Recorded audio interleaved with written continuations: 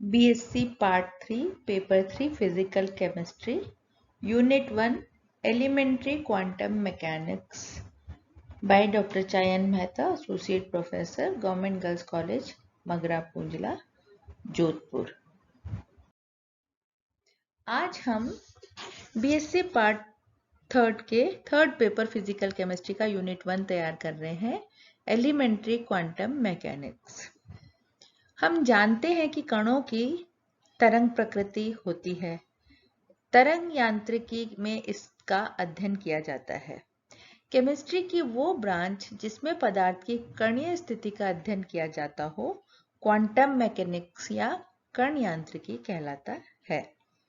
Quantum theory 1900 में max Planck नामक वैज्ञानिक ने अलग अलग तापों पर गर्म पिंडों से उत्सर्जित होने वाली विकिरणों का अध्ययन किया और निष्कर्ष निकाला कि इन गर्म पिंडों से उत्सर्जित होने वाली ऊर्जा सतत तरंगों के रूप में नहीं होती, बल्कि असतत रूप से सूक्ष्म बंडल या पैकेट के रूप में होती है।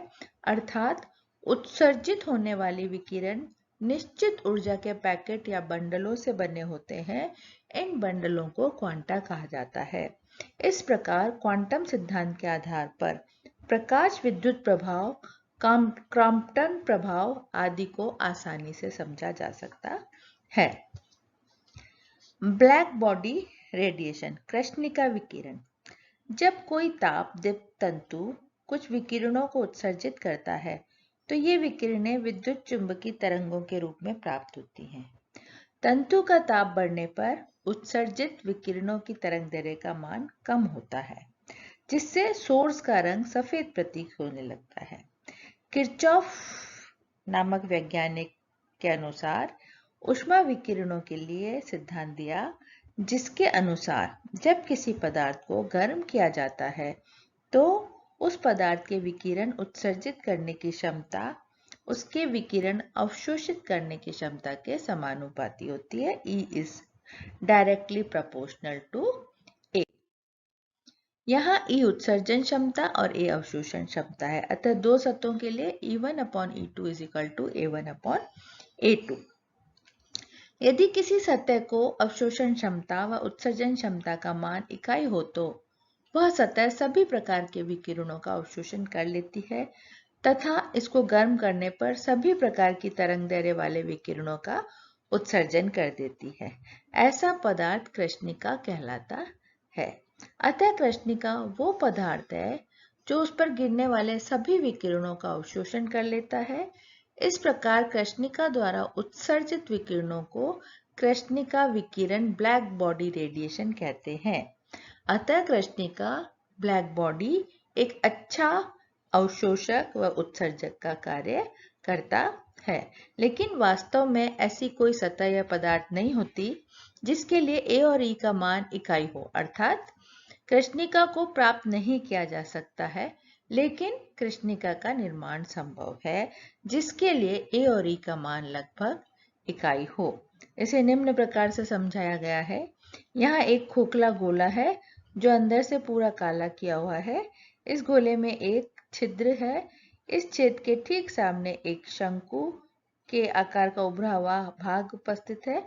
जब कोई विकिरण इस छेद से यहाँ पर इस शंकु पर पड़ती है, गोले के अंदर प्रवेश करती है, तो अंदर काली हुई दीवार पर अवशोषित हो जाती है। यहाँ छेद के सामने की हुई दीवार पर अवशोषित हो जाती है। यहाँ छेद के सामने गिरने वाली विकिरण का कुछ भाग परावर्तित होकर छेद से वापस बाहर आ जाता है, परंतु A का मान इकाई नहीं रह पाता। अतः इसमें शंकु के आकार का उभरा हुआ भाग बनाया जाता है जो इस पर गिरने वाले सभी विकिरणों को गोले में ही अवशोषित करा देता है। इस प्रकार इस कृष्णिका को गर्म करने पर वे सभी विकिरण प्राप्त होते हैं जो इससे अवशोषित होते हैं।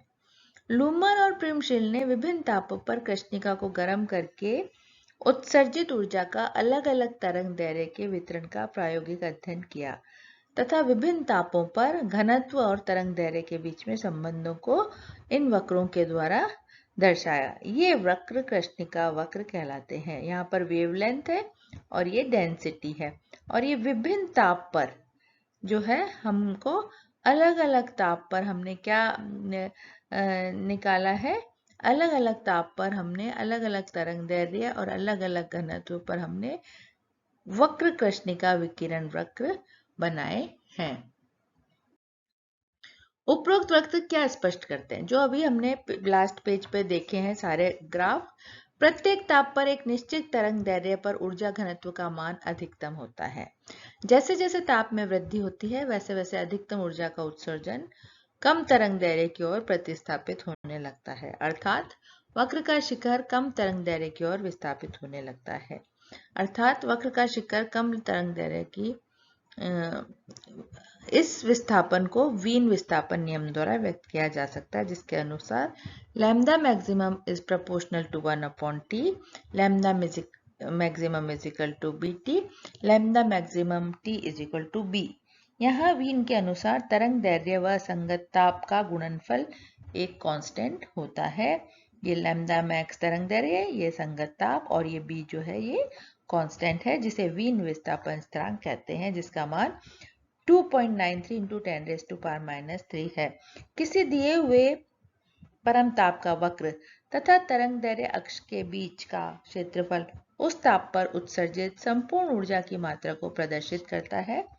जैसे ताप में वृद्धि होती है, ये क्षेत्रफल बढ़ता जाता है, अर्थात ताप के चतुर्थ घात से ये क्षेत्रफल समानुपाती होता है, E is proportional to T⁴, जिसे स्टीफन का नियम कहते हैं। इस क्षेत्रफल के भी समानुपाती होता है। यहाँ सिग्मा स्टीफन बोल्ट्जमान कांस्टेंट है। इसे कृष्णिका विकिरण के लिए चतुर्थ घात नियम भी कहा जाता है।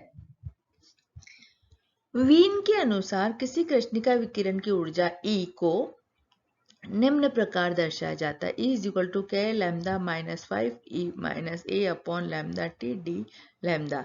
रेले और जीन्स के अनुसार किसी कृष्णिका ब्लैक बॉडी के लिए विकिरण की उत्सर्जित ऊर्जा विकिरण के लिए सूत्र निम्न प्रकार से व्यक्त किया जा सकता है, E lambda is equal to 8π/kT upon lambda to the power 4। इसे रेले का जीन्स सूत्र कहा जाता है। Planck radiation law. कृष्णिका विकिरण को स्पष्ट करने के लिए मैक्स प्लैंक ने एक सिद्धांत दिया, जिसे मैक्स प्लैंक का क्वांटम सिद्धांत कहा जाता है। इस सिद्धांत के अनुसार किसी पदार्थ के विकिरण ऊर्जा का उत्सर्जन व अवशोषण असतत रूप से ऊर्जा के छोटे छोटे बंडलों के रूप में होता है। इन बंडलों को क्वांटा या फोटोन कहा जाता है। यदि पदार्थ द्वारा उत्सर्जित फोटोन की निश्चित ऊर्जा होती है जो उसकी आवृत्ति के सीधे समानुपाती या तरंग दैर्ध्य के व्युत्क्रमानुपाती होती है, E is equal to h nu, E is equal to nh nu, E is equal to nhc by lambda. E ऊर्जा है, V आवृत्ति है, H प्लैंक कांस्टेंट है। किसी पदार्थ द्वारा उत्सर्जित और अवशोषित ऊर्जा परिवर्तन एक न्यूनतम ऊर्जा h न्यू के पूर्णांक गणज के रूप में होती है, E is equal to nh new. यहाँ n 1 2 3 है, h new 2h new 3h new etcetera. इस प्रकार उत्सर्जित ऊर्जा व अवशोषित ऊर्जा क्वांटीकृत होती है। प्लैंक के क्वांटम सिद्धांत के आधार पर ऊर्जा के घनत्व को निम्न प्रकार से दिया जा सकता है, E lambda d lambda is equal to 8πhc upon lambda s dot 1 upon E hc upon lambda kT minus 1 d lambda. अब हम देखते हैं फोटो इलेक्ट्रिक इफेक्ट, प्रकाश विद्युतीय प्रभाव। जब एक उच्च आवृत्ति से अधिक आवृत्ति का प्रकाश धातु के पृष्ठ पर आपतित होता है तो पृष्ठ में से इलेक्ट्रॉन उत्सर्जित होता है। इस प्रभाव को प्रकाश विद्युत प्रभाव कहते हैं तथा उत्सर्जित इलेक्ट्रॉन को फोटोन इलेक्ट्रॉन कहते हैं। इस इलेक्ट्रॉन के कारण प्रवाहित विद्युत धारा को प्रकाश विद्युत धारा कहते हैं, जिसे निम्न प्रकार से व्यक्त किया जाता है। विद्युत चुंबकीय विकिरणों का संपूर्ण भाग इस प्रभाव को प्रदर्शित करते हैं, परंतु अधिकतम धातु एक्स-रे तथा यूवी रेज के में प्रभाव को दर्शाते हैं। इसे सर्वप्रथम 1887 में हर्ट्ज ने प्रतिपादित किया। बहुत से धातुओं में ये सीजियम की एक ऐसा क्षारीय धातु है जिसके आईपी का मान अत्यंत कम होता है। अतः प्रकाश की उपस्थिति में इसकी सतह से इलेक्ट्रॉन का उत्सर्जन आसानी से हो जाता है। इस कारण से इसे फोटोइलेक्ट्रिक सेल में प्रयोग किया जाता है। अतः भिन्न भिन्न प्रयोगों द्वारा फोटोइलेक्ट्रिक इफेक्ट के संबंध में निम्नलिखित तथ्य प्राप्त होते हैं। जब किसी धातु की सतह पर प्रकाश आपतित होती है तो इलेक्ट्रॉन तुरंत उत्सर्जित हो जाते हैं। अतः ये एक तात्क्षणिक प्रक्रम है। प्रत्येक धातु के लिए एक न्यूनतम आवृत्ति का आपतित प्रकाश इलेक्ट्रॉन को उत्सर्जित कराने के लिए आवश्यक होता है। इस आवृत्ति को देहली आवृत्ति कहा जाता है। यदि प्रकाश की आवृत्ति देहली आवृत्ति से कम है तो इलेक्ट्रॉन का उत्सर्जन नहीं हो सकता है। धातु की सतह से उत्सर्जित इलेक्ट्रॉन की गतिज ऊर्जा विकिरण की आवृत्ति के साथ बढ़ती जाती है। धातु की सतह से उत्सर्जित इलेक्ट्रॉन की संख्या प्रकाश की तीव्रता पर निर्भर करती है। जैसे जैसे प्रकाश की तीव्रता बढ़ती जाती है, उत्सर्जित इलेक्ट्रॉन की संख्या भी बढ़ जाती है। इलेक्ट्रॉनों का निष्कासन किसी विशिष्ट धातु तल से एक विशिष्ट आवृत्ति वाले प्रकाश से होता है। फोटो इलेक्ट्रॉन की गतिज ऊर्जा धातु की प्रकृति पर निर्भर करती है। सन 1905 में आइंस्टीन के विकिरणों के क्वांटम सिद्धांत द्वारा प्रकाश विद्युत प्रभाव की व्याख्या की है। इस सिद्धांत के अनुसार जब μ0 आवृत्ति वाला प्रकाश धातु की सतह पर आपतित होता है तो ये इलेक्ट्रॉन को hν की ऊर्जा प्रदान करता है, जो इलेक्ट्रॉन को नाभिक के आकर्षण से पृथक करने के लिए उपयोग में लाई जाती है।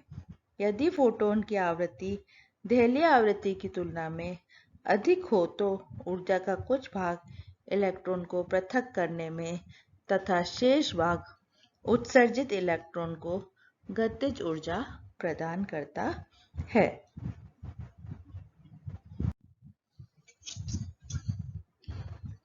अतः आइंस्टीन के अनुसार आपतित फोटोन की ऊर्जा जो है वो कार्यफलन और इलेक्ट्रॉन की काइनेटिक ऊर्जा और कार्यफलन के बराबर होती है। hν is equal to phi plus half mv square.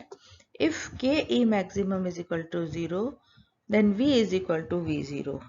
phi is equal to Delhi ऊर्जा का कार्यफलन phi is equal to hν0। समीकरण 2 का मान समीकरण 1 में रखने पर ये phi की वैल्यू hν0 यहाँ रखने पर hν is equal to hν0 plus half mv square।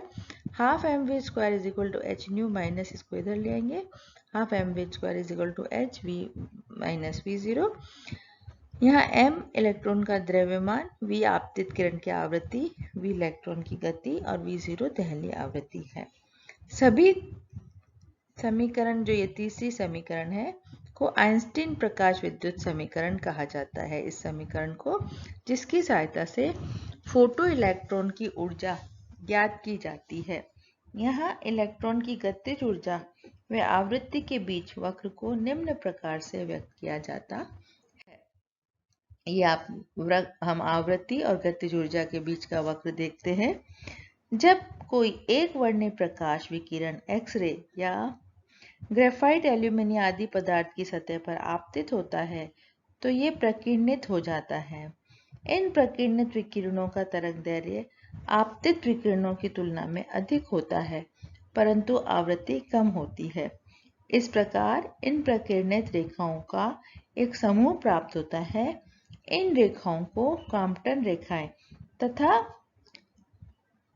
इस प्रभाव को क्रॉम्पटन प्रभाव कहा जाता है, जिसे 1932 में A.H. क्रॉम्पटन ने प्रदर्शित किया और इस तरंगदैर्घ्य में होने वाला विस्थापन क्रॉम्पटन्स विस्थापन कहलाता है, जिसे delta lambda is equal to delta v से प्रदर्शित किया जाता है। प्रकीर्णित एक्स किरणों की तरंगदैर्घ्य का अंतर क्रॉम्पटन शिफ्ट कहलाता है। यहाँ पर डेल्टा लैम्डा जो है वो क्या है, क्रॉम्पटन विस्थापन है और ये विस्थापन एक्स किरणों के तरंगदैर्घ्यों का अंतर है। तो ये जो एक्स रेज हमने डाली है इनसे जो प्रकीर्णित किरणें हैं उनके तरंगदैर्घ्य के अंतर को हम क्रॉम्पटन विस्थापन कहते हैं। ये हमारा क्रॉम्पटन इफेक्ट है। इसी टॉपिक को हम अपनी नेक्स्ट क्लास में कंटिन्यू करेंगे।